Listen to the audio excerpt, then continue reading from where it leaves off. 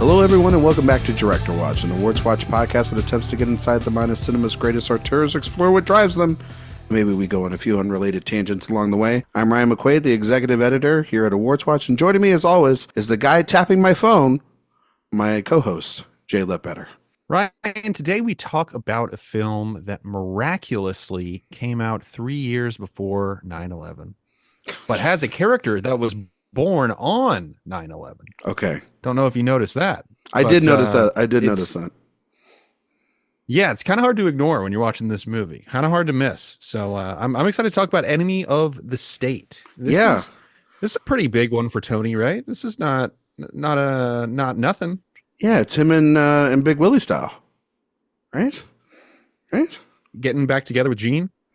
Yeah, getting back in the in. Got 600 great character actors.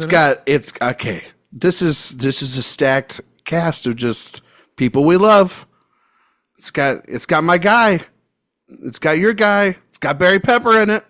It's got Gabriel Byrne. We love a pinch of the pepper. Pinch of the pepper. You got John Voight. It's kind of like he's playing himself. No, forget about the people. Forget about the people who are credited. How about the people who aren't credited? Philip Baker Hall, uncredited. Seth Green, of course. Tom Sizemore, uncredited. How about Robards, uncredited. Uncredited. Yeah. Blink and you'll miss him. Really, and Larry King is himself. He does Cincinnati. I believe this was on his fifth wife. Is he married? He's married 900 times, right? He's got the joke is he's got a marriage record like a king, like a royal. Okay. Evil king. See, I know that's not your joke because that's not a good joke. But yeah, I get that. Well, Jay, no. We're not alone here to talk about Enemy of the State. I can't even speak today now. Enemy of the State. We're not alone. We're bringing back a guest from last year, an old friend of the show. He's the associate editor over at RogerEbert.com. It's Robert Daniels is back on Director Watch. Robert, welcome back to the show. Thank you for having me back. I haven't done a podcast in a while, to the point that before I hopped on, I had to kill a spider. There was a spider web on my mic. Oh. Quite literally, I'm not exaggerating. There was a spider web on the mic. Do you think that the spider was planted by the United States government? That's a good question. Absolutely. A web of lies. Absolutely. Yeah. Pretty entangled in it. I really don't know any black person who trusts the government. That's just me, though. And I don't know many people in general that should trust the government, to be fair. I think it doesn't matter what political party you lean. No one trusts any of them. We live in 2024. Will Smith seems pretty keen on the government in this. Well, it's 1998. So absolutely not. Well, it's also Will Smith, who usually is most of it. We'll get into it, but most of his roles have been pretty supportive of the government. And he's pretty. It seems although pretty pro-government. This is a movie about a man of utter indifference turning into a victim of the machine. Yeah, of course. I'm sure we're not going to go down pretty political rabbit holes tonight. I'm just going to do this up front. It's the first time that sounds dangerous. This is very dangerous, but I think it's got to be said. All right. I'm just going to put all the cards on the table. We're at 50 episodes in, so we might as well this is the first time we've ever had to talk about Will Smith. Oh my God. And everything. Doing this? I didn't think you were I don't want to be a Variety article writer over here. Okay. But I just want to leave things alone. Let's talk about this movie. Let's not have to talk about maybe some modern consequences. Okay, so you're what you're saying is not to talk about it, but to leave it alone. Yeah, let's leave it alone. Okay, thank God you were going to say that. Yeah, I don't want to talk about it. Okay, right. You know what I mean? I don't know. I don't know if Robert. We don't have to litigate. Yeah, we don't have to talk and litigate. This isn't this isn't something we've got to run on a Wednesday afternoon because traffic's slow on the website kind of thing. You know what I mean? Let's just...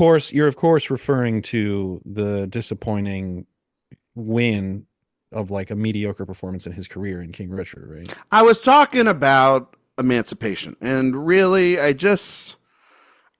No one talks about it. It doesn't exist. You know what? I never saw it. I will say I didn't see it, and I love Antoine I like Antoine Fuqua as a director. I think he makes interesting movies because he works with a lot of movie stars.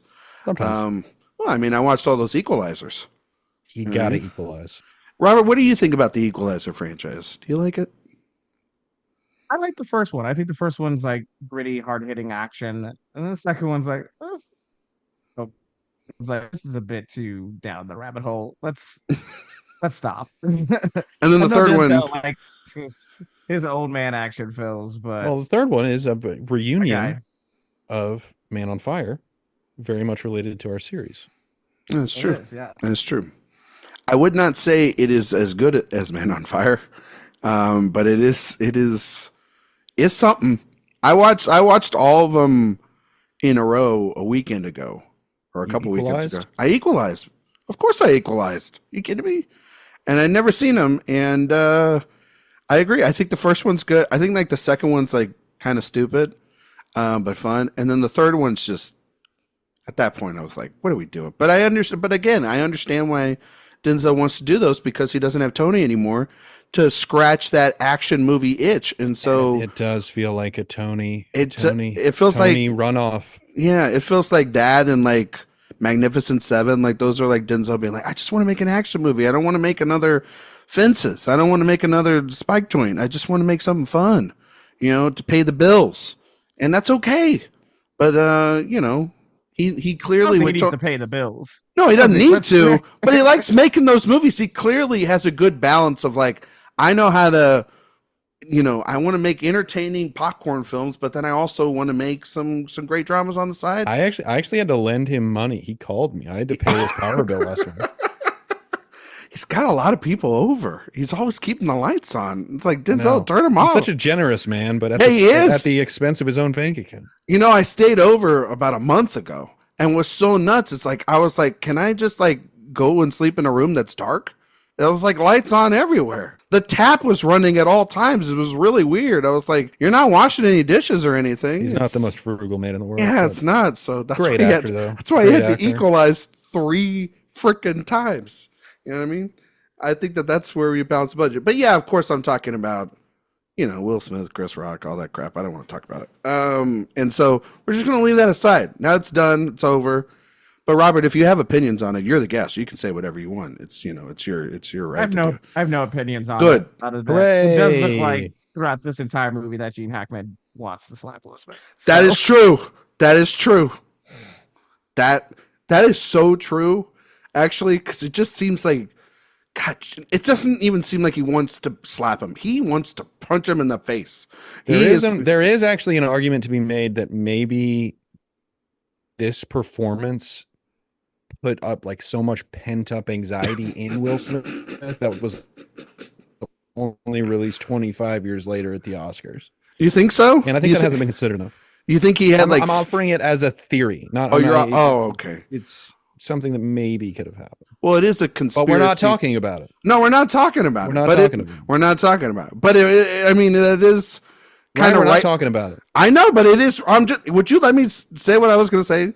Is that it makes sense for a conspiracy theory movie to have a conspiracy theory on the show. That's just, it's a very meta thing to do. But anyway, we're not here to do that. We're not here to talk about it because we're not going to talk about it. We're going to talk about Enemy of the State, which is what Robert Daniels has selected to come on the show. He decided to come back to this show, which probably in the first 5 to 10 minutes already, he's regretting to come back on this show. And, but Robert, I got to ask you the questions that I've been asking all of our guests on this series so far.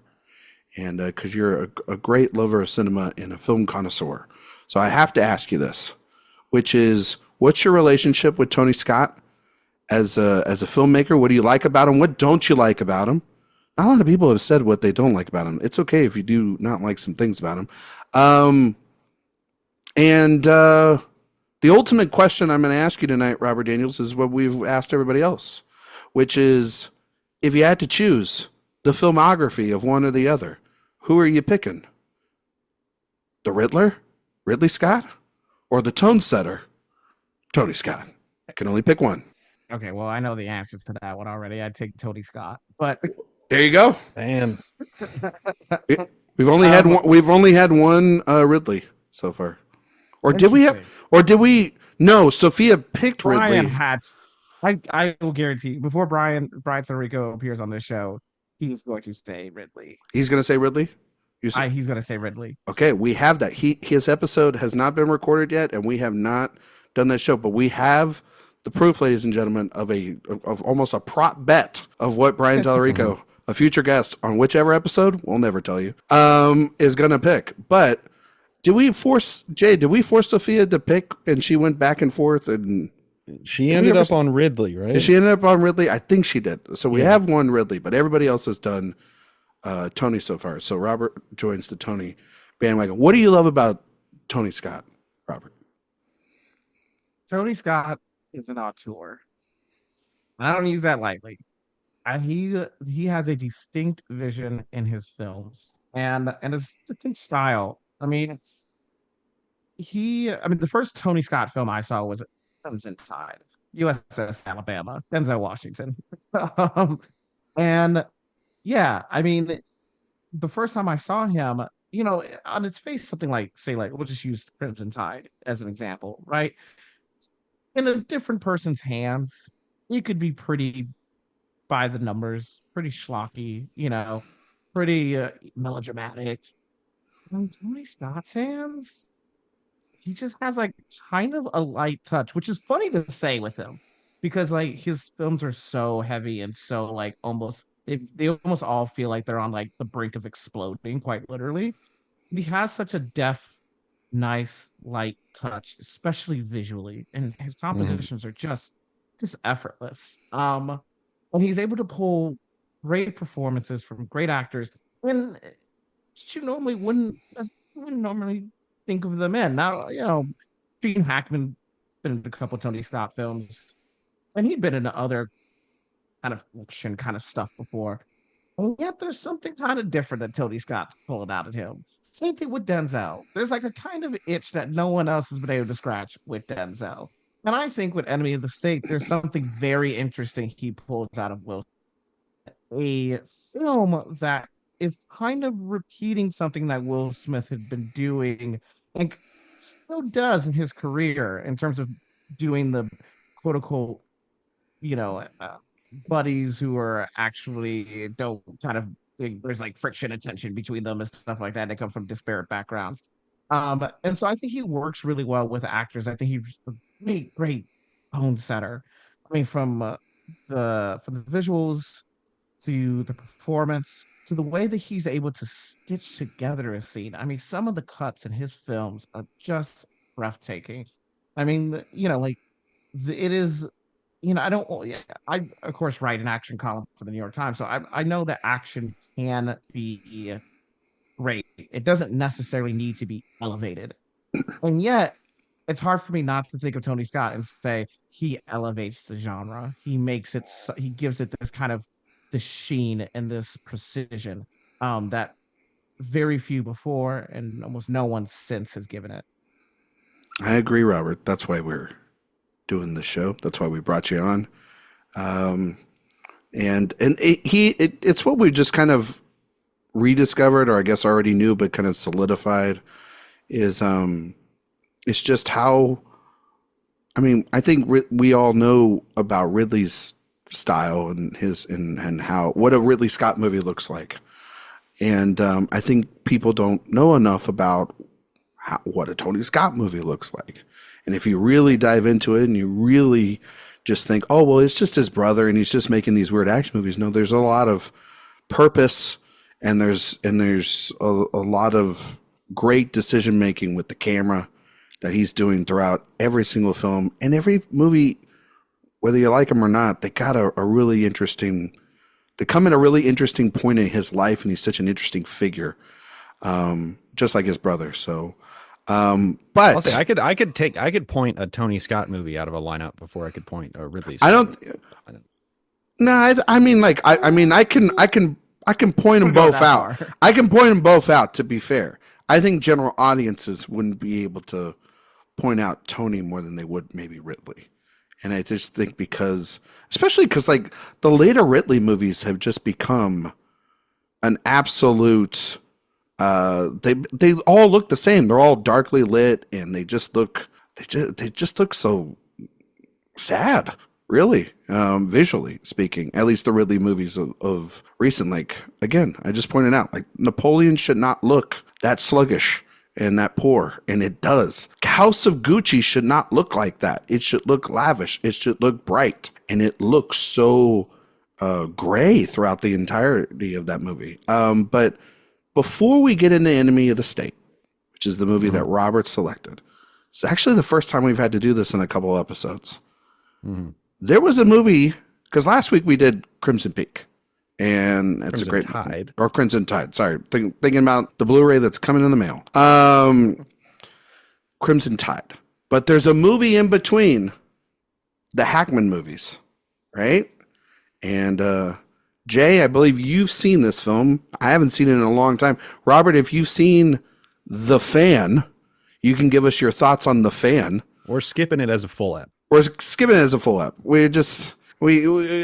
I couldn't do it. I know that. I haven't seen it in like 12 years. But I remember it not being like it's a wild movie. It's not one that I particularly care for. But Robert, have you you've seen The Fan, obviously, right? And yeah, it's a baseball film. It's got Wesley Snipes, I've probably seen it. No, I have. It's just been a while. It's been over a decade. I honestly barely remember it. It's pretty forgettable, to be quite honest. Yeah. Jay kind of collapses my argument. I was scared. You were having a memorable style. Well, no, it almost like collapsed. Like you were looking at us like, how could you skip it? And then you're like, but then it's like, well, it's pretty forgettable. It's like, oh, okay. Well, then maybe we made the right choice. Jay, you've seen it more recently than Robert and myself. Like, yeah, you find it actually fascinating? Fascinating, yes. Entirely successful, no. Okay. It is. I mean, it is. It's really just a king of comedy riff. Is kind of what they're doing, and they even with De Niro. Yeah. I mean, they had brought on some other people. It was like Nicholson passed on it, Pacino maybe, but no. And who's just like the thirstiest guy ever for Tony Scott is Brad Pitt. Brad Pitt was like, God, play the De Niro role. And, wait, Pitt wanted to play the De Niro role? Correct. Yeah, he didn't want to play the Snipes role. He wanted to play the old veteran role. Yeah. Bradley, what are you doing? And I'll tell you one interesting thing about Tony Scott that we've discovered over the course of the series is whenever he has like a massive hit, whenever he has a Beverly Hills Cop 2 or a Crimson Tide, he wants to make something really dark. And The Fan is really dark. Yeah. And that's kind of where his instincts lie, is this darkness and this violence, and The Fan captures that for sure. It is also so schlocky, like so schlocky. The ending of The Fan is unbelievable when they are in pouring rain and Robert De Niro has somehow managed to become the umpire in a Major League Baseball game and then pulls a gun on Wesley Snipes in the middle of the game. It is something to behold for sure. I think it is. Where was the gun tucked? I can't remember. I didn't rewatch it. Is it in the glove? Well, umpires don't have gloves, Ryan. Like no, but is it in the? I guess so. Or is it in the ball? In the ball patch? I can't remember. I did not rewatch it for this specifically. I saw it a few years ago. I'm just saying. It seems like It's an interesting. I mean, I think it is a. Again, I don't think Tony Scott has ever made a bad film. But it's I think this has moments of real. This is one of his lesser films. Yeah, for sure. The umpire scene, just proves that Tony Scott loves the Naked Gun franchise. So I'm just saying. It sounds like the movie is a foul ball. It's not a hit. No, bad joke. I'll call it a. When you strike out and it was such a bad swing that it wasn't even in the strike zone and it goes to the backstop and you run to first base. That's what The Fan is. You're on base. So you got on base, but like you got on base on accident. Yeah, it was sort of like It's like an error. One of the worst things you've ever done, but you're still in first. Is that an error? Fastball. Is that an error? Fastball. It's just a fastball. Okay. Yeah, it's a passed Pass. ball. Passed ball. ball. I don't know if you call it a single or whatever. It goes down as a strikeout in the book. But something kind of interesting about it. Cal Ripken was a consultant and Wesley Snipes' hitting coach on the film. So that's interesting. Wesley Snipes. Funny how he's done so many sports movies, and apparently he is very, very slow and not very athletic. Yeah, not a good athlete. Yeah. Yeah. That's like why he can't dribble and Whiteman can't scenes, jump.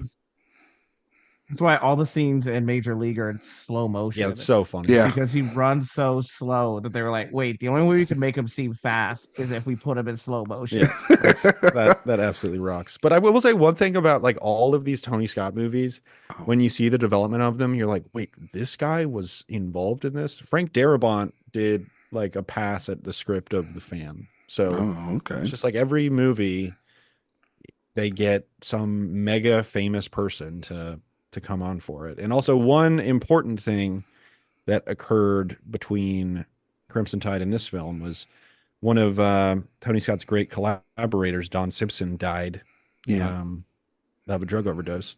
Obviously, Simpson Bruckheimer, such a hugely important part of Tony Scott's career. This film that we're talking about today, Enemy of the State, is actually the last film that Tony Scott would work on with Bruckheimer, which I think is interesting. But this is an important one for sure. Seems like Don Simpson might have been the mediator between the two of them, to be fair, a little bit. I honestly just think after this, the Scott Free thing really took off. Yeah. So he became a really big producer. That too.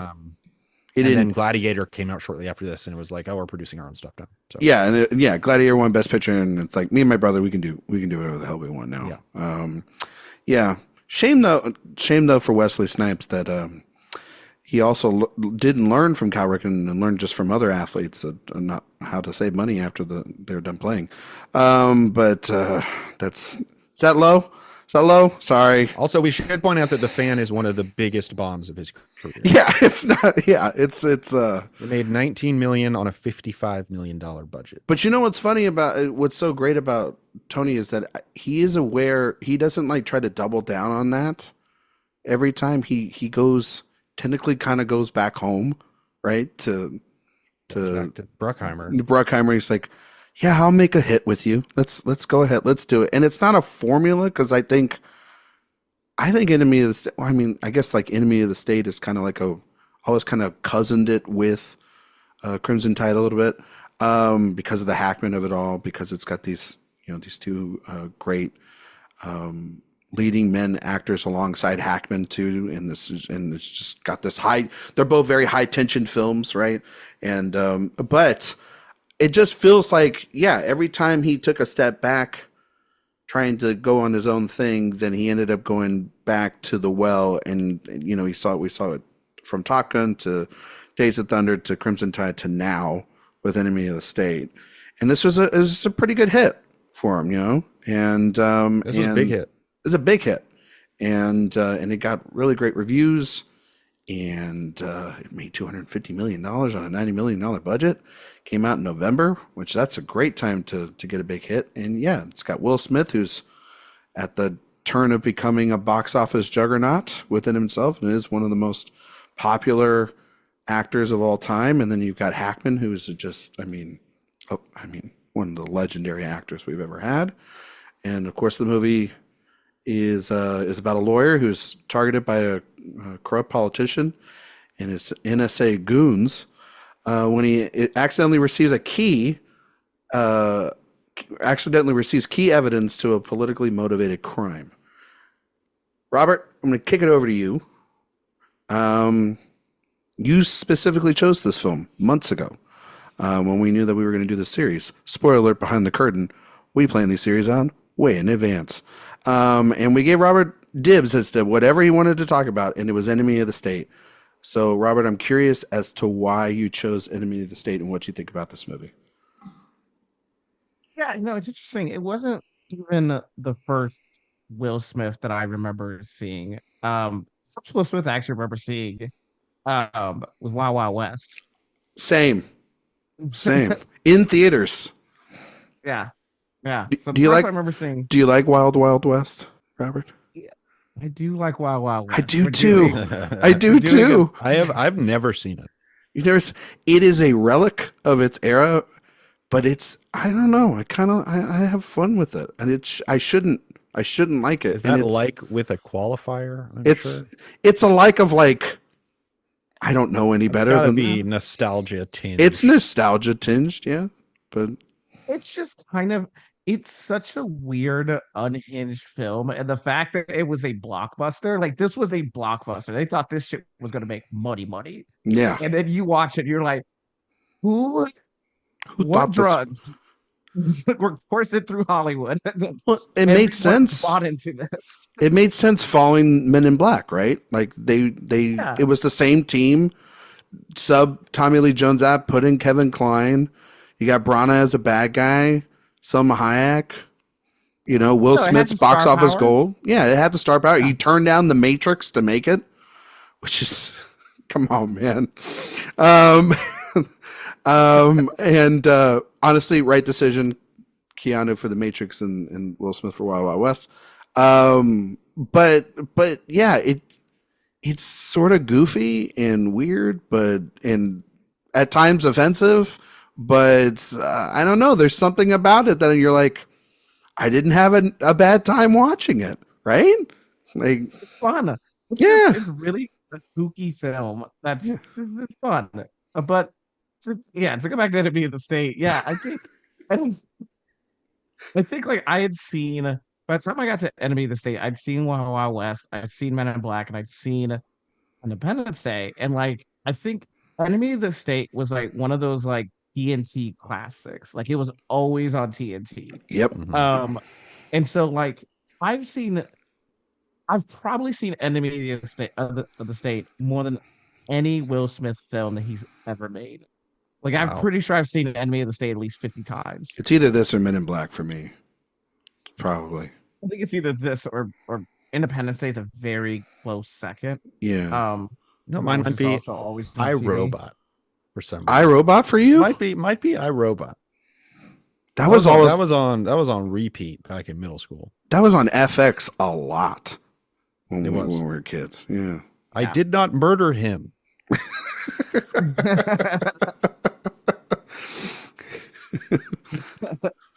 But I like the pairing in this film.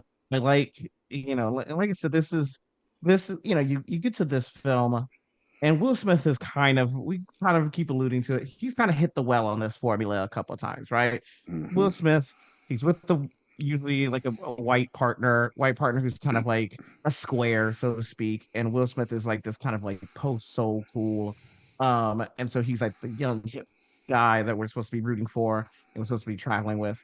And then he has tension with the square white guy, and then they somehow create an unlikely team and then, do some unlikely, amazing save the hero, save the day stuff. Right? And then he does a song at the end of the movie and it's the number one song on the charts. Yeah. So he's done this by this point, he's done this with Independence Day. He's done this with Men in Black. And now, Enemy of the State is like, let's do it again. And Enemy of the State, of the times that he's kind of hit this formula, is probably the best of them, mostly because of Tony Scott. And so for me, like, when I first saw it, I was like, oh crap, it's Will Smith. Like, you can say shit, by the way, Robert. You can curse on this show. No, you can curse on once, You can say it. You can say it whatever you want. It's okay. But so this is like, but this is pre me watching. I hadn't seen Legend of Bagger Vance yet, so I hadn't seen like bottom tier Will Smith. So like Will Smith was like, he can do. You haven't seen bottom tier Will Smith yet. You'd only seen Wild Wild West.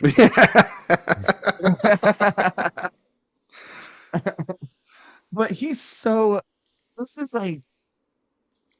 nerdy and he's so effortlessly cool in this and so well dressed. He's immaculate. He's an immaculate looking man, and he's with Regina King, and who's like, was probably every black kid's crush during the 90s, and you're just like, damn, he really has it all. Like, he really, really has it all. And then he loses everything.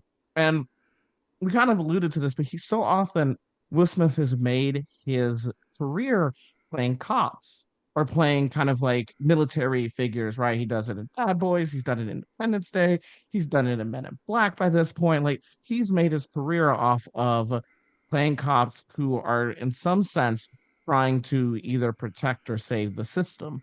And an enemy of the state, it's the system that's against them. And it's probably in that sense the most politically and racially and socially realistic film he's ever made.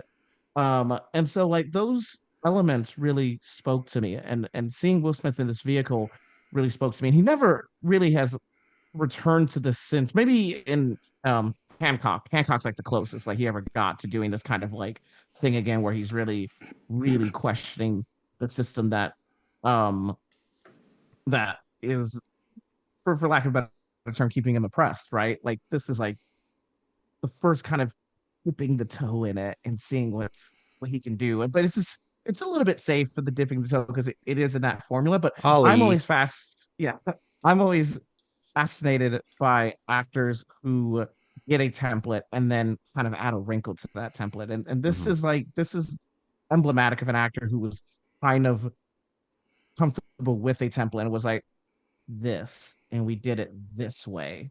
And so I think it's a fascinating film in his career, and it's and above all, endlessly entertaining. Jay, your thoughts on Enemy of the State? Yeah, I really like this movie. It is really one of my favorite Will Smith performances, if for no other reason than that it's one of the few times that Will Smith really, I think, gives himself over to a filmmaker, something that he's just really not proven to be terribly interested in. And one thing I like about Will Smith, my favorite version of Will Smith is when his character isn't as cool as he thinks he is. And in this film, and I think it is exemplified by the scene in the lingerie store where all of these women are like fawning over him and they know how handsome he is and how well dressed he is. And he just like keeps stumbling over himself. And that to me is like peak Will Smith. That is like a sublime 10 minutes of film, 5 minutes of film, whatever it is. But I love this movie. It's so goofy. Whenever Jack Black says rotate it 75 degrees around the parallel, and it does this ridiculous, like, I mean, the enhance trope. It's like, oh yeah, we'll just make this more HD because that's how that works, obviously. Yeah. I mean, the tech and stuff, and you read about all the background, and they're like, we had all these experts come in and really drilled into the tech of everything that's going on. And it's like, I mean, this is ridiculous. I mean, I'm glad you got those guys, but some of this stuff is just crazy. But I think consulting fees must have been insane. Yeah. But I think it does really work. And I think Smith is great. Hackman comes in and really does just like give a whole body blow to this movie in a good way. He's just like coming in, firing haymakers. And, you know, you kind of look at the history of this film, right? So this is Bruckheimer's first post Don Simpson film. This was actually a Don Simpson idea. He wanted to do like this kind of hackery film about the you know, all these cameras everywhere and all this stuff. And Tony Scott and Gene Hackman, they approached them first and they turned it down. And so who do you get when you turn down kind of a script like this? How about you get Aaron Sorkin and Tony Gilroy to punch it up? How about that? This is so Crimson Tide. This is just like, this is so like, let's just bring in these guys off the bench to just punch up our action movie. That's why these movies work. Because they get the great screenwriters of our times. They do. They give it to Sorkin and they're like, hey, punch up this dialogue, please. Punch up the characters a little bit. And then they're like, hey, Tony Gilroy, can you punch up the paranoia on this thing a little bit? And then they did it, and you get this movie. It is so visually dynamic, I think, as well. And it is just like there are truly 25 actors that you recognize in this movie, and you recognize them because they're good. And I think that works so incredibly well. It is maybe, yeah, a tad long in the tooth, but for the most part, it is just this killer chase movie. And it starts out as this political thriller. Then it basically turns into The Game, where you have just the government just messing with him and just making his life a living hell. And then it turns into The Fugitive. And guess what? All of those things are good. And Tony Scott has one of the best eyes of any action filmmaker in history. And so it makes for a wholly compelling, really, really good film. I really like this movie. This falls in that category of they just don't make them like they used to anymore. Because I don't see a movie like this getting made anymore. Where you have, like you're saying, Jay, a lineup of extremely talented actors in, before, or past their prime that are all delivering performances that shouldn't be in a movie like this, honestly. Robards as Tony Scott's just like pinch hitter. Yeah, it's just like, yeah, let me just call Jason up and get him to do like one scene. You know what I mean? I think, Robert, you hit something of why I've always been fascinated with Will Smith as an actor and as a movie star, and why, until the thing we're not going to talk about, why it was so easy to root for him to get that award that year, because he's been on the big screen for our generation our entire lives. And he has had a formula. And that's not to say that actors or movie stars haven't had formulas. Everyone's had a formula. Tom Cruise has a formula. You know what I mean? Newman and Redford had formulas. You know what I mean? Tony Scott's next movie is about movie star formulas. Exactly. And so this is always about, exactly, Pitt, and that's Redford, right? And so there's the idea of a formula has never been a problem for me. It's what you can do with the formula. How can you shake it up? This flips that formula on its head. He is not as confident. He is at times scared. He's lost everything. And yet he's scrappy and fighting and clawing for the truth. I mean, you got that scene where he's just basically running half naked, in this movie. It is the iconic kind of shot of him just like running in this thing, in the road. And you're just like, yeah, his character in Men in Black wouldn't do that. You know what I mean? His hand, these more Hitch wouldn't be doing this. Like, you know what I mean? Like these guys, all these $100 million movies. Hitch would be doing that, and he'd be doing it with a bottle of whiskey. That's true as well. That's true. But like, no, I just like that he is vulnerable here, and that allows then for that character, for you to really feel for the character that he's portraying throughout. For Robert. Not Robert Daniels, the character's name's Robert. But what then is so great about it is that you can perfectly buy into him being this, this paranoid 70s throwback thriller that this movie kind of presents itself as, and fitting in there as the foil. And then, of course, what better person to be his counterpart, his introduction to the world, his safety net, his teacher, his opposite, and a guy that is in one of the greatest paranoid thrillers of all time, in Hackman, in The Conversation.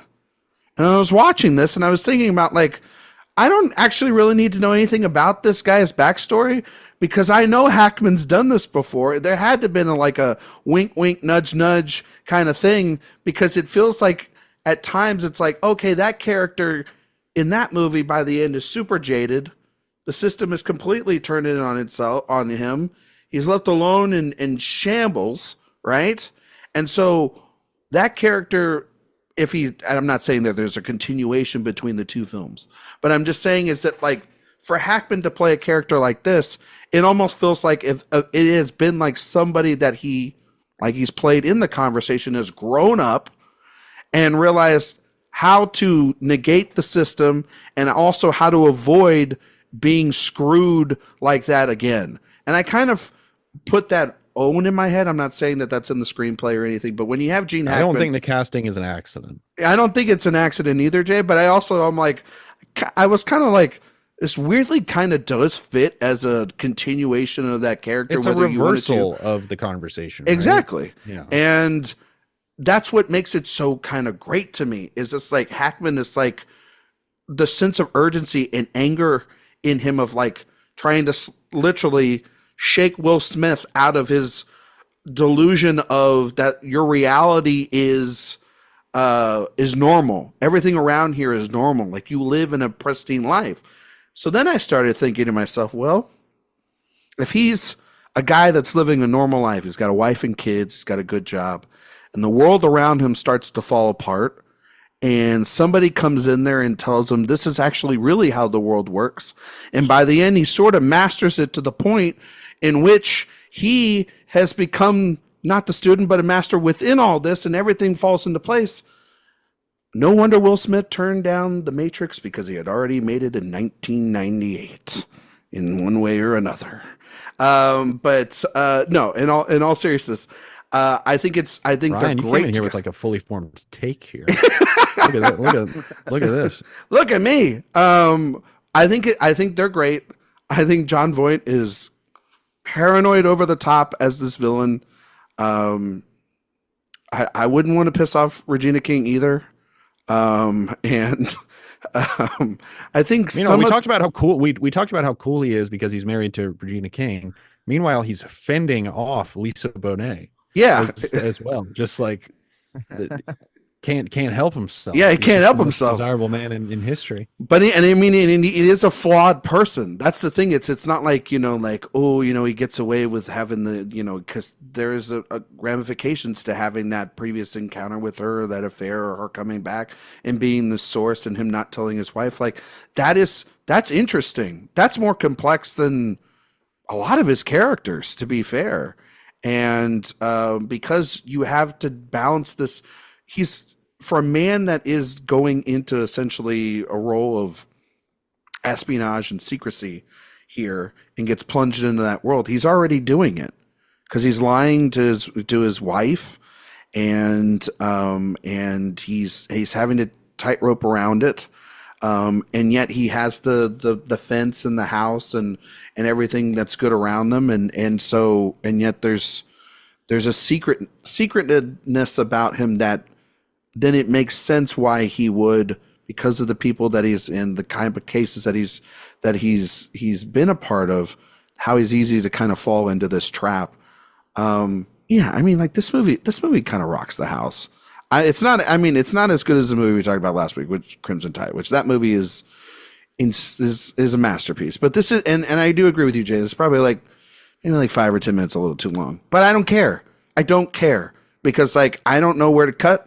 And I don't know what to do, because by the time this movie feels like it's starting to get long in the tooth, Hackman comes in and they're kind of like spy kidsing, and every time Hackman comes in, it is just a jolt of like they're home alone. They're home aloneing the government with these small tools, you know what I mean, and they're doing it they're old school way. It's kind of great. It's a great thriller.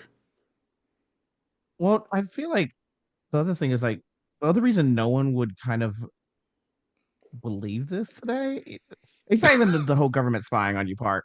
It's the fact that this kind of turns the young old dynamic on its head, where you would expect Will Smith's character to totally know everything about technology and him teach Gene Hackman, and it's actually the opposite. Gene Hackman's teaching him he doesn't know anything. Will Smith's just a babe in the woods. He doesn't know anything about technology. He's like, you could do this, and Hackman's like, where have you been the last 30 years? I don't think anyone would ever buy that dynamic, because I think people are so used to teaching their grandparents how to use an iPhone. It's a fascinating dynamic.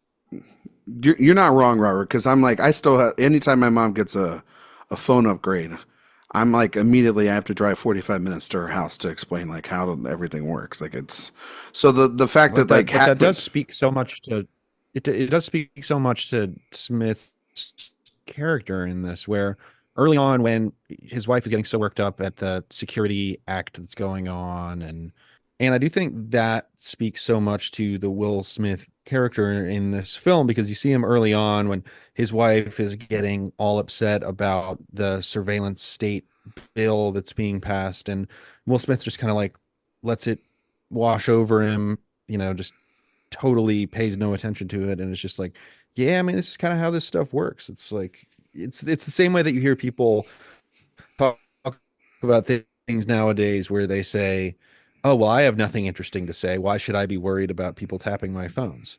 And eventually you realize, oh, this is what can happen if people have access to that. And he slowly comes to realize that this surveillance state is a danger, not only to him, but to the nation at large. And he is met with this man who has this huge grasp on how dangerous this is, because he's done it and he knows the potential that this technology holds. And so, yes, Robert, you're totally right. It is about this master teaching this younger man a thing that we associate with younger people, which is a very cool thing. Can I tell you guys one of the most disturbing aspects of this movie from the beginning? Was the opening sequence of this movie, and the way in which Voight gets rid of Robarts. And I thought to myself, more than anything, about just the danger that John Voight's character presents as the NSA's director in killing a congressman, I felt really bad for that dog. Oh my God. I was watching this with my wife, and she cried when the dog chased the car into the lake. I was severely just like, I'm not that person usually where like a dog's death is like the significant, and I love my dog. Let me just put that out there. But I don't know. I was sitting there thinking to myself, like, the hell kind of opening to this movie am I watching? I do not remember this from my childhood. Like, this is some diabolical shit to start off your movie. Like, this limp body and the dog's there. It's like, it's so fucked up in so many ways. I was just, yeah, I had to bring that up tonight. It's just, I don't know what I mean, Robert, I don't know what you thought about it, but for me, like, I was just kind of like, I guess anything's on the table when you can do something like that in a movie. Yeah, I think I've realized it over the years. Wait, Robert, I think am I coming in and out? Yeah, you're coming in and out. Yeah, you're coming in and out for me. Yeah, give me 1 second. We'll stop the video and start it back up. No problem. Okay. Am I better now? Yeah, let me throw it back into you, Robert. Yeah, Robert. I'll throw it back into you. It's fine. I got you. Yeah, Robert, I don't know what you thought about this, but like for me, I think this is like one of the more diabolical openings to a movie. I don't remember anything from my childhood. Yeah, I think at this point, like, I've kind of normalized it, so I didn't even recognize that it was like, I had no emotional response to it. I was like, damn, that's wild. Oh, I was just thinking about, like, is this like a thing that is part of Will Smith's, like, because he has the I Am Legend thing as well too. Does he have like another movie where like he screws with a dog or something? Because like, nothing comes to mind. Nothing comes to mind. But I was just thinking about it. I was just like, God, this Will Smith movies and dogs, like, gotta stop. But yeah, no, I think what's so interesting about this movie, Jay, also too, I mean, beyond just, obviously Will Smith and Hackman's sort of interactions, which is the back half, but it is the front half of this movie in the way in which, I'm not going to say this was a warning of what is going to come. You know what I mean? I'm not like some T2 Terminator kind of guy where like we're all seeing it coming down the road and shit. But like, how do you watch a movie like this and ever buy a cell phone again? Or like, how do you watch a movie like this and not like think, maybe we should be careful at what we do and say, in a digital space. Not on this podcast, obviously, but any other show. And so I was just watching this movie because they're doing it with technology that seems so dated. Now, obviously, there's movie techniques and tricks. But they got like it. Sometimes then we always hear about this stuff that like stuff in the movies then ends up, because they have consultants and because they have people that they work with. Then later on down the road, like we have the technology to be able to do pretty much even more worse shit that happens in this movie. Like we can literally. It's that idea that the military is like 30 years ahead of consumer technology. Right? Yeah.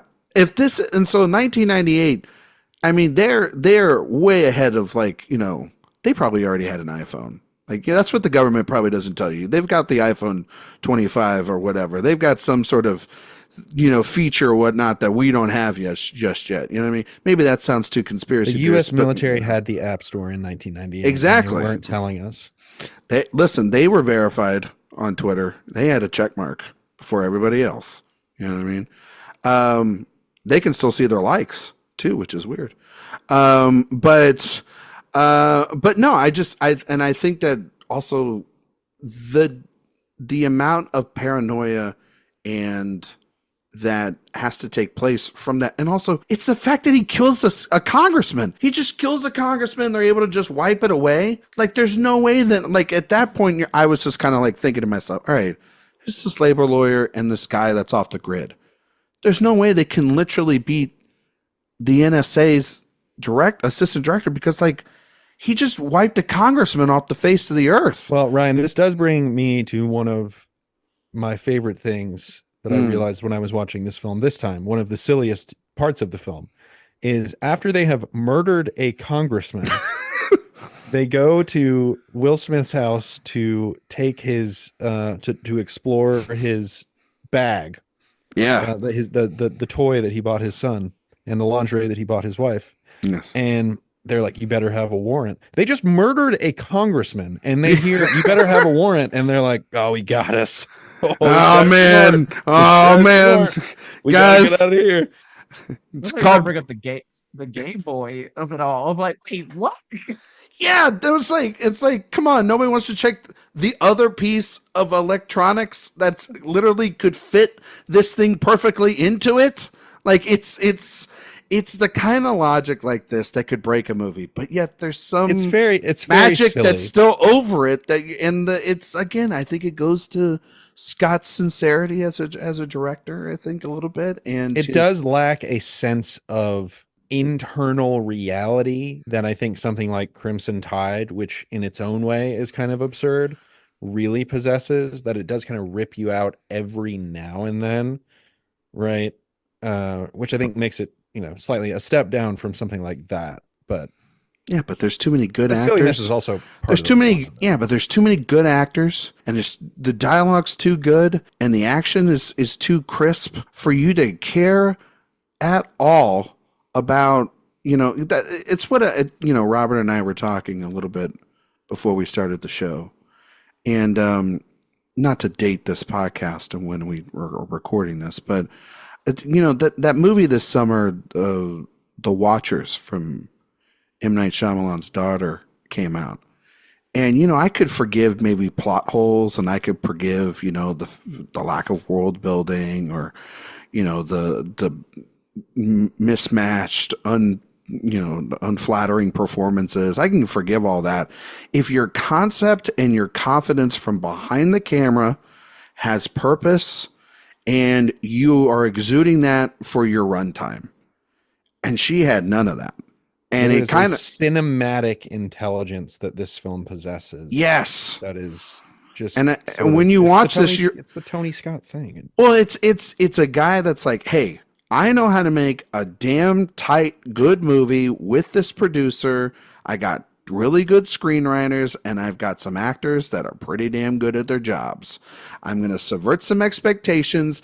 I'm going to make action scenes that you are on the edge of your seat. Because that's the thing all three of us can admit. We rewatched this movie, and I was still on the edge of my seat. And that's the beauty. I find it thrilling, yeah. I'm like, that's the thing about Tony Scott's movies. It's like, I've seen these movies way too many times. They are literally clockwork oranged into my brain, and yet I can't stop loving them, and they're just so much better than 95% of the action movies that we get today. You know, I think 95 is a low number.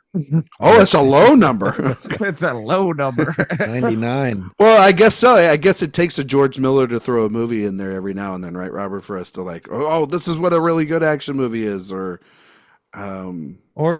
just a movie that is aiming not necessarily as high thematically, although I think this does have some, that political thriller aspirations. I think it's a little heady, but it is achieving on a craftsmanship artistic level at such a high level that I think it surpasses so much. It just has a vision to it. And I think this is really kind of the start of a new era of Tony Scott aesthetic. oh yeah, Tony Scott becomes almost like an avant-garde filmmaker a couple movies after this, with like Man on Fire and Domino, while still kind of living in this action oeuvre. And this, you see, one of the things I love about this movie so much is how there's so much noise in the foreground of almost every shot in this movie. And it just gives you that sense of like distraction and this idea that, there's so much stuff going on that it's hard to see what's actually going on in the world. I think that's such a clever motif that he utilizes in this film visually. And it's something that he would only kind of take more advantage of later in his career. And it's just this idea of kind of disrupting the formal normalcy tradition of action movies like this. And I think that starts with this movie as much as any of them. yeah. And I mean, this is post working with for Smith, at least. This is post working on Bad Boys. Mm-hmm. He'd already been kind of comfortable with Bruckheimer. You know who was they originally asked to do his role? Jay, you know? Cruise. Cruise was one. Do you know the other one? I don't. I know this. Wait, give me a second. It's Tom Cruise and Penelope Cruz. No, it was not Penelope. It was they had Sean Connery for the they were trying to get Sean Connery for the Hackman role, but there was somebody else that they wanted for the it was Cruise and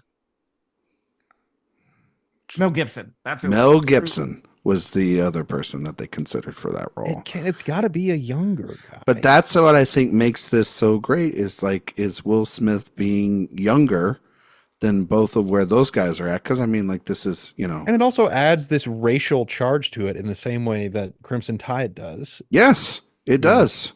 Yeah. It's, I mean, the government picking on black people. That doesn't happen. You know what I mean? Like, it's. Well, I'm sure the reason that Tom Cruise turned it down was like, wait, you expect audiences to believe that Ethan Hunt doesn't know the government?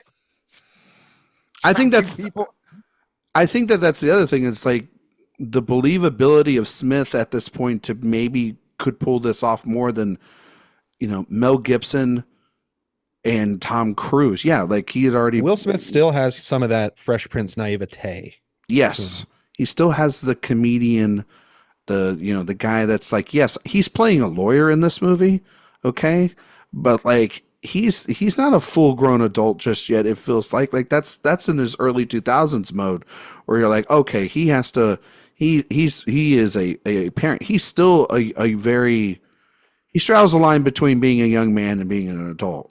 And that's what's so great about this is because then him at his job or him in his day-to-day life, everything's not as squeaky clean or he's not as hyperly aware. Again, like you're saying, Jay, that scene, being so focused on his job and getting everything right, political things in his life, his family life, everything kind of like falls apart. So then not fully understanding certain things, you could buy into that as a character.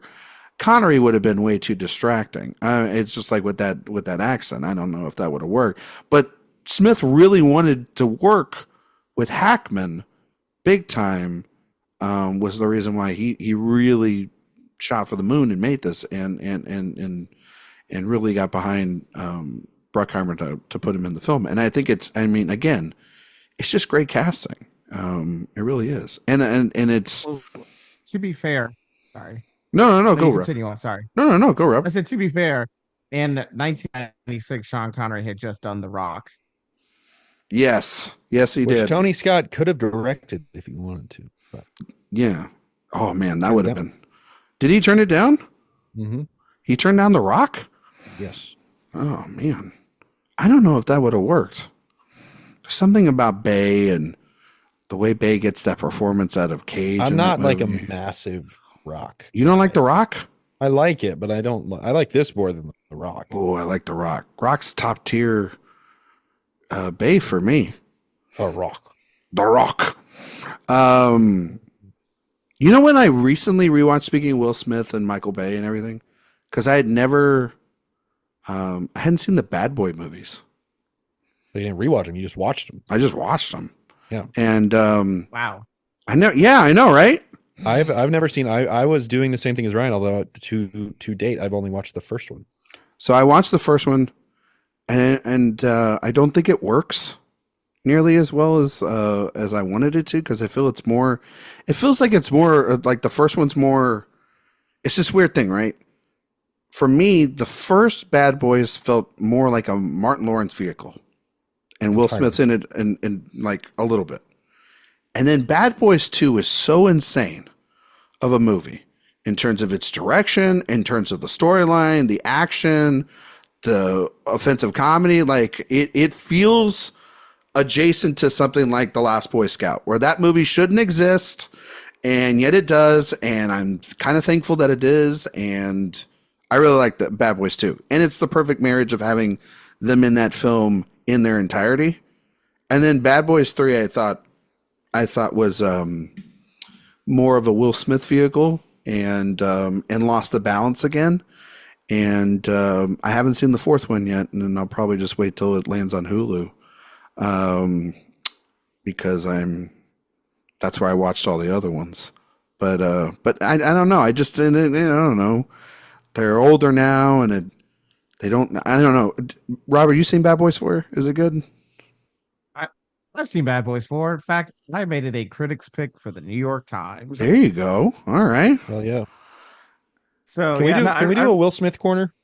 You want to do a Will Smith corner? I think we need to, because as I kind of think about his career, I think, how many times are we going to get to talk about Will Smith on this podcast? Because he is not one to give himself over to filmmakers with There's Michael Mann visions in this way. There's Michael Mann, which is on the board.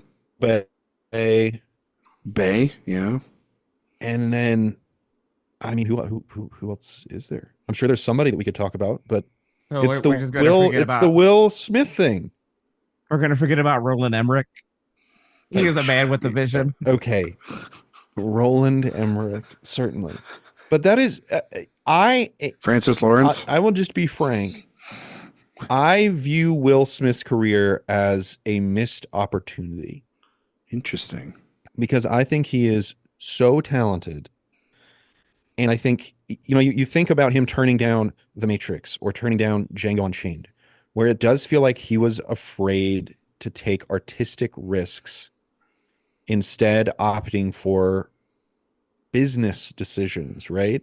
And he's a great businessman. He seems to have a real great mind for making money. And I would have said, until about 3 or 4 years ago, maintaining a certain image. We're not going to talk about it, Jay. We're not going to talk about it. Although honestly, the weirder thing than the slap itself was the stuff that he said afterwards, where he wrote that weird book and was like, sex terrified me and made me throw up, and all that bizarre stuff that he said afterwards.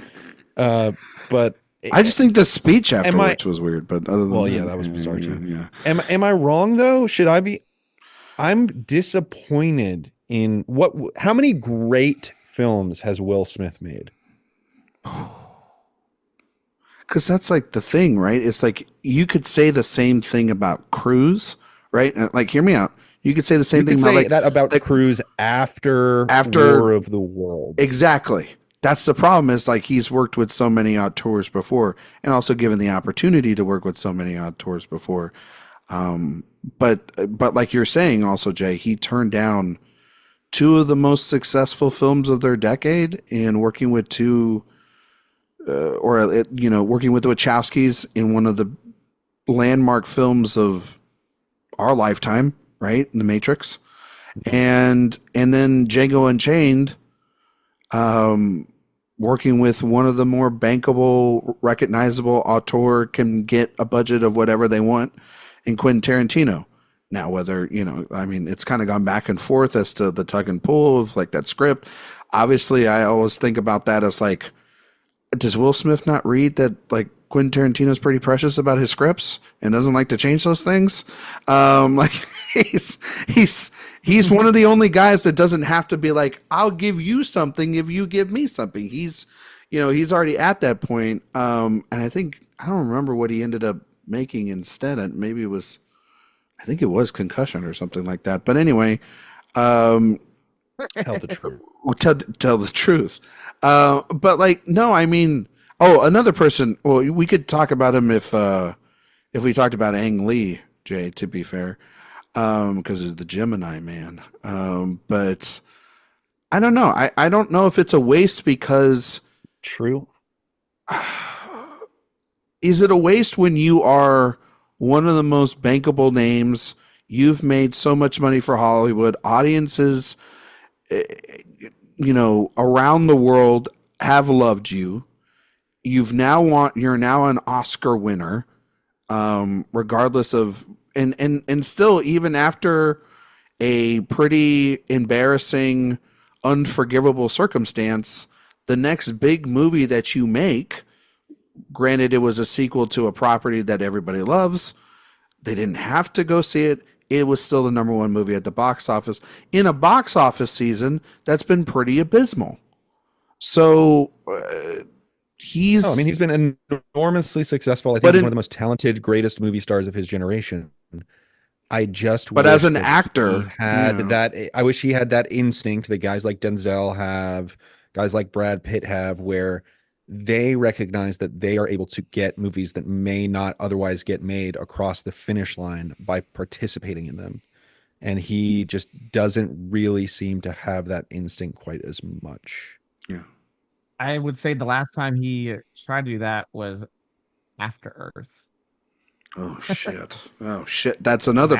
That's another time we could talk. Well, that was one that he basically ghost directed, right? Isn't that essentially what happened with that one? Was he was trying to make a movie for his kid? Well, and then he threw Shyamalan under the bus, essentially, with that one. Right? I don't know. I would say that was a pretty unsuccessful film. I'm pretty sure that was it's not a good film, and it's Shyamalan's worst film. Well, that was the one where Shyamalan was just like, that was the one where people were laughing at Shyamalan's name in the trailers, and he was like, please, for the love of God, just let me make another movie. Well, it wasn't his fault. You know what I mean? And Lady in the Water, that's his fault. After Earth, I don't think so. But what is Will Smith's best movie? Robert? His best movie, I would say Ali. I think Ali's an incredible film, and Michael Mann's such an incredible director. The opening to Ali, the first 20 minutes of Ali, the best thing Will Smith has ever committed to film. Like, just incredible stuff. I think he is Cassius Clay / Muhammad Ali without being a cliche of him or a caricature of him. I think Ali is probably the best Will Smith movie. Yeah, Ali. I think there's an argument that this is my favorite Will Smith movie. It's not a bad choice. Men in Black's up there.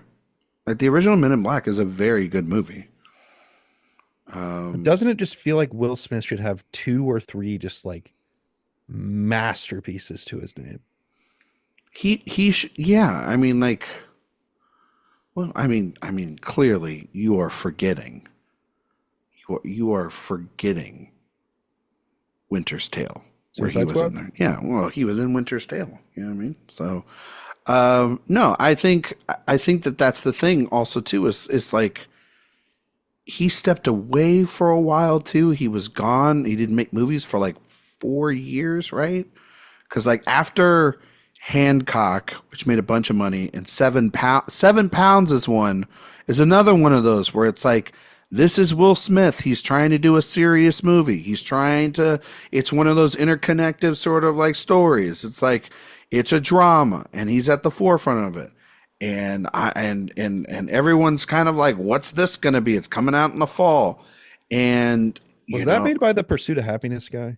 I think so. Yes, it was made by the Pursuit of Happiness guy. Yeah, it was. And so it's just like, and that's the other thing. It's like, Pursuit of Happiness is not a bad movie, and he's actually gives a really good performance in that. I wouldn't say that's like a great overall movie, but it is a great showcase of what he can do as an actor, right? Yeah, you know what I mean? And the triple feature of Pursuit of Happiness, I Am Legend, and Hancock is a fascinating show of Will Smith's range as an actor. Like, those are 3 distinctly different performances, distinctly different films. Yeah, I mean, like he has a run though where all these movies are making top dollar, and then 7 Pounds is a complete failure financially and critically, and he goes away. And what does he do? He comes back after 4 years, and he goes on this run that it's almost like he's lost, right? His 2010s and on are kind of bizarre. I mean, it's like Men in Black 3, After Earth. He's part of the all-star cameo section of the fight scene for Anchorman 2. He does the terrible, weird cameo in Winter's Tale. He does a movie called Focus with Margot Robbie, which is a good movie. It's a good movie. That is a good movie. And because it allows both of them to be hot movie stars. That is like, to me, like, I know everybody like is loving on Hitman right now. Like that is kind of like Hitman adjacent of like 2 hot people who are con people making a movie. 2 hot people being hot. 2 hot people being hot. A little bit long, but still really fun. And then he does Concussion, where I mean, that's where Tell the Truth, and it's an Oscar campaign that fails. He does the Suicide Squad, which makes a crap ton of money. Collateral Beauty then comes out later that year, and it's one of the biggest mistakes ever. And then he does Bright. He does Aladdin, which makes a crap ton of money. Whether he should be the genie or whether he's good in that movie is beyond the point, because it made a crap ton of money. And then he does Gemini Man, which is like Ang Lee just wants to keep making movies with this weird technology. And it's kind of it's not a bad movie, but it could have been a heck of a lot better. And then he takes like some time off. Again, like he has Bad Boys 3 that makes a good amount of money before we go into shutdown. And then when he comes back, it's King Richard.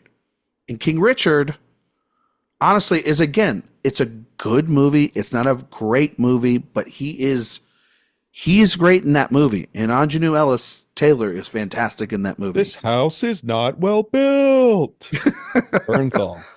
And Bernthal's great. The girls are great. The editing in that movie is great. Like it's a good sports movie that has great performances in it.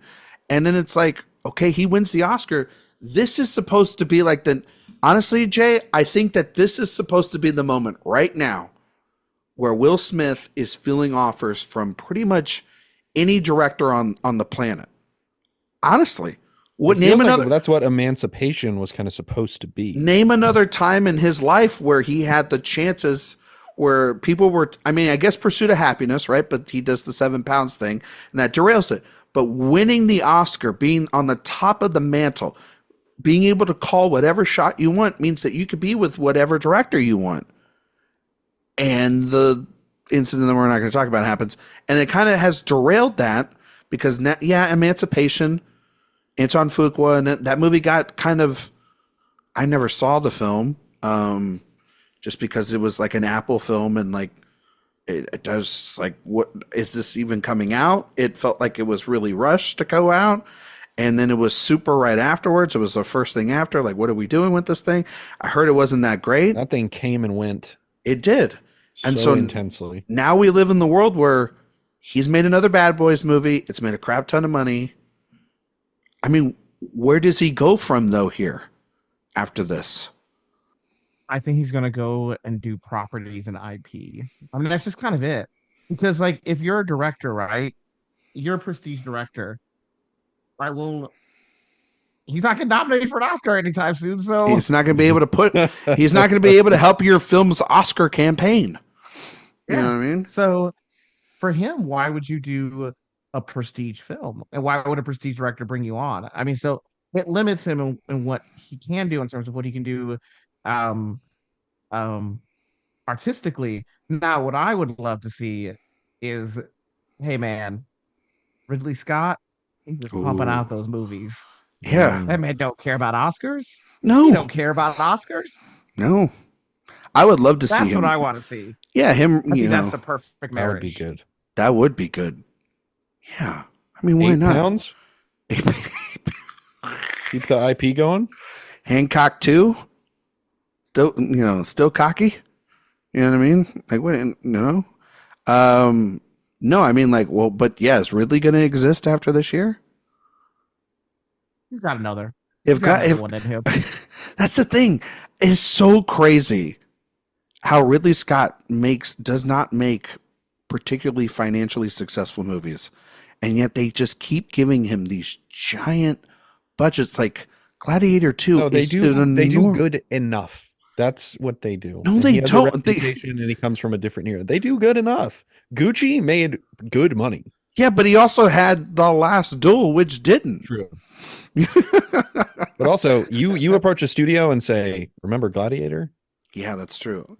And then put a dollar sign on it. The Martian made a crap load of money. The Martian was a huge hit. Put all the money in the world. Exodus, Gods and Kings. Of the money in the world. Like, you're talking about, like, there's a lot of bombs, and like the Alien movies are technically not that he made are not that. I mean, Prometheus was probably, but Covenant was not successful. No, I agree with you. But this is kind of the crux, right? It's similar to his brother Tony Scott. When Tony Scott died, a certain kind of movie died. When Ridley Scott dies, a certain kind of movie, in a way, will die. Yeah, he is kind of the last bastion of that type of movie, and I think it's cool that he's able to still keep doing it. I wish other people had that same leverage. So he's like the heir apparent to like a David Lean, is what you're saying, where like these big sort of costume sort of, I guess, epics. Yeah. I think honestly, the person that could easily later in his life fit into that is someone that loves him, and I think that's somebody like Nolan will easily.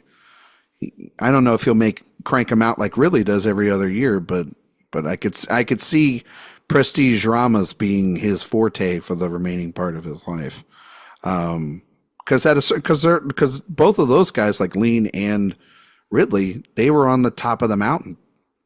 Like they after Gladiator, he was the king of the world, and he made Black Hawk Down afterwards, which didn't make a ton of money, but it was still artistically impressive.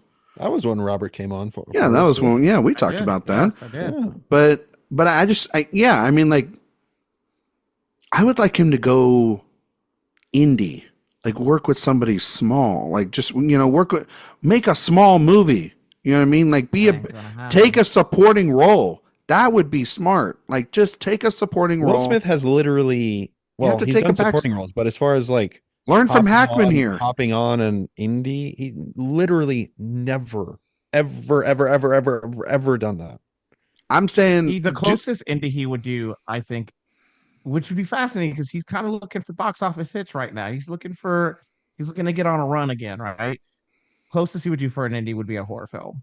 Yeah, that would be interesting. Do like an A24. Do a Jordan Peele film.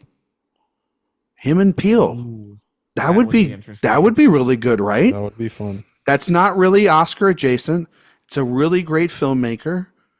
You can sell that movie from the mind of Jordan Peele, starring Academy Award winner Will Smith. Like that seems like the right move. Like Universal Studios, they take that pairing in a heartbeat, and it makes sense. Like, work with a newer director that's got some interesting style. Give yourself over. I mean, like, be a supporting bit. Look at Hackman in this movie. Hackman's still doing leading man roles, but he's a bit player. He's in this movie. What? This is a 2 hour and 20-minute movie. How long is he in this movie? Maybe about I don't know, 30 minutes into this thing, right? Right, Jay? Yeah. I mean, he's not in this thing he's forever. not in it a ton. But anyway, do you guys have anything else you guys want to add about Enemy of the State? I know it's, we could talk about a lot of it, but it also pretty cut and dry film too, to be fair to it as well. You guys got anything you want to add? Robert? It is. I mean, it's a cut and dry film. And it's still it's like kind of, to go back to Regina. like you look at the run that Regina had. The Boys in the Hood, Poetic Justice, Higher Learning, Friday, Thin Line Between Love and Hate, Jerry Maguire, Stella Got Her Groove Back, and an Enemy of the State. Like, that's how she began. She began her career with Boys in the Hood, and that was her consecutive run. And the fact that it took 20 more years, or like 15 more years or something like that, almost 20 more years for her to become a major top of the bill movie star, still feels like the biggest crime. And so I just wanted to throw Regina her flowers. She's wonderful in this film, and she's been wonderful her entire career. And this should have been the peak of the run that should have launched her into being a bona fide movie star. She's got great presence with him in this film, through and through. Jay, any final things you got? No, I'll throw out Lisa Bonet as well, who I think is very good in this film, as sort of this kind of straight-laced, business-first kind of asset to Will Smith in the film, and also sort of the emotional core of the Brill character as well. Yeah. And I think she's really good in it.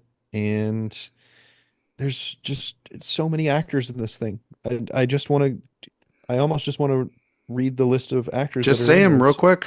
Go ahead. I mean, okay. Will Smith, Gene Hackman, Jon Voight, Regina King, Jake Busey, Barry Pepper, Jason Lee, Gabriel Byrne, Lisa Bonet. Scott Conn is in this thing. Jack Black, Jamie Kennedy, Anna Gunn, Philip Baker Hall, right? Tom Sizemore, Seth Green, Jason Robards. It's just every second.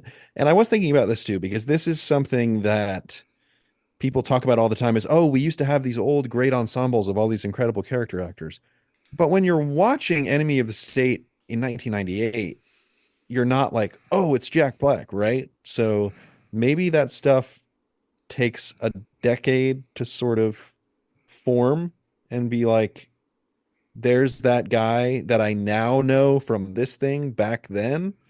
So I think that might be a smidge overrated, but watching it now, it does give you this sense of they don't make them like they used to, which is so fun.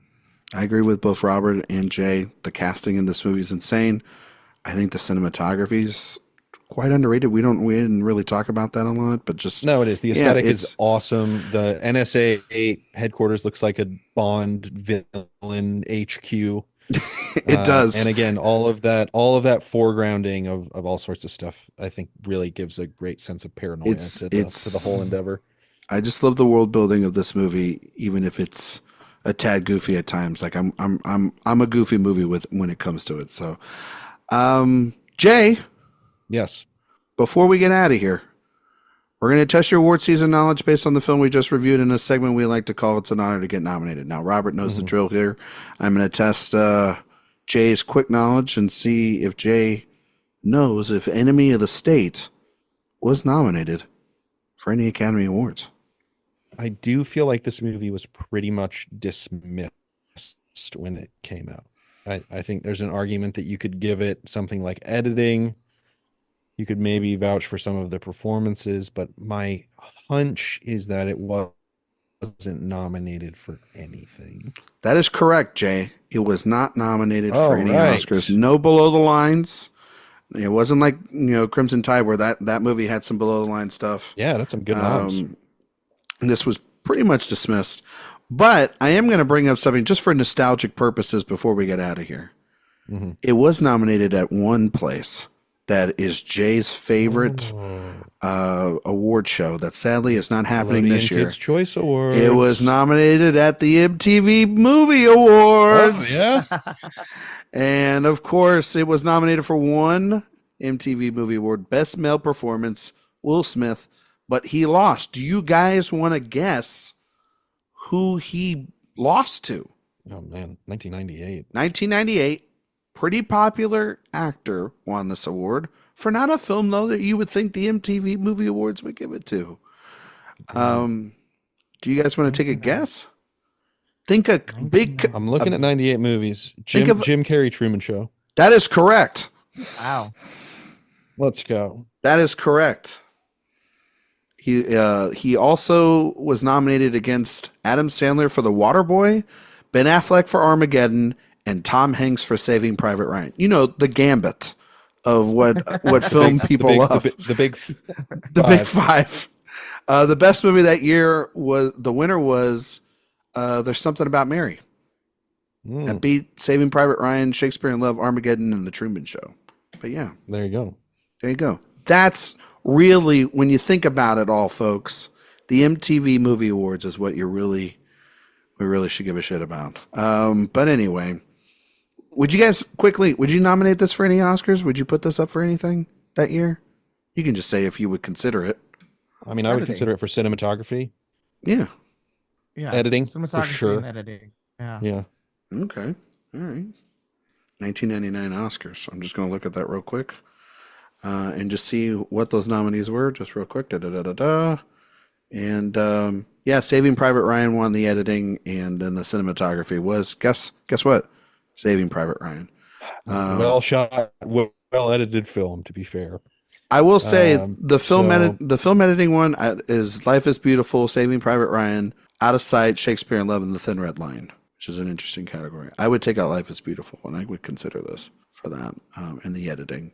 And then the cinematography was Saving Private Ryan, A Civil Action, Elizabeth, Saving Shakespeare in Love, and The Thin Red Line.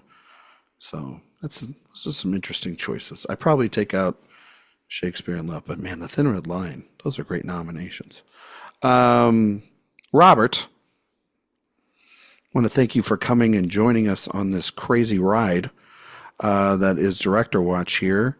Do you mind telling us where we can find you and all your work? And if you have a recommendation, Robert, this week for our listeners to go out and see or maybe catch on a streamer, you can go ahead and give them that too. Yeah, you can find my work on rogerebert.com, where I'm associate editor. You can also find my work at the New York Times, where I'm a constant contributor.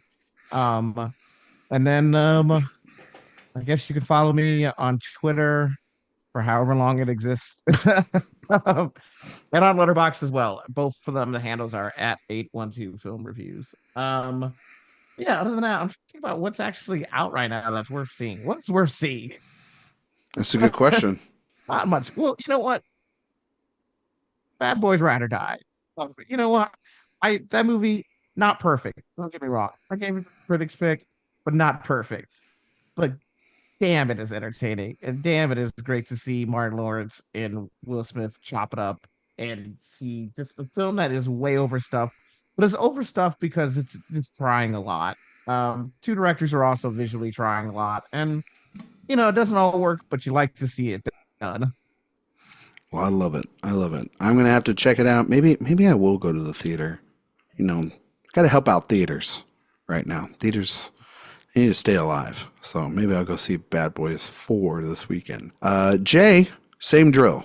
Yeah, well, first of all, Robert, thank you again for coming on. It remains ridiculous that serious people come on this program to talk about films, but we greatly appreciate it and always love having you on. You can find me at Mr. J Ledbetter on Twitter, J Ledbetter on Letterboxd. Movie recommendation: rewatched the dang Muppet movie still rocks. Go check that one out. That's it. Is that your favorite Muppet movie? The original? I think so, almost by default. Okay. Yeah. I got to rewatch those Muppet movies. Muppets Take Manhattan Muppet Christmas, is great. Muppets Christmas Carol. Christmas Carol's awesome. That's Christmas Carol's great. They should put like a box set out of those things and put They them do. out there. I own it. Oh, is it like Blu-ray? Yeah. Oh, shit. All right. Well, I'll go get that from Jay's house. You can find me on Twitter, Instagram, Letterboxd at Ryan McQuade77. You can find all my work here at AwardsWatch.com. If you like podcasts, we do a main show every Monday that's released because these episodes are released on Thursdays. iTunes, Spotify, 5-star reviews, we greatly appreciate it. While you're over on the website, sign up for the newsletter. It's a great place to get all of our news, reviews, interviews, and podcasts sent to you twice a week. We greatly appreciate it. Rewatch or recommendation of the week. I rewatched a movie I hadn't seen in a long, long time. Been in the real action mood on a Friday night recently. I watched Face Off. And I got to tell you, a banger. It's a banger. It's one of the most deranged action movies of all time. And I don't know how any of them ever made a movie afterwards. The thing that and I got to say that I know we're running close on time. I'm just going to say this real quick. The concept of the face removal is stupid enough.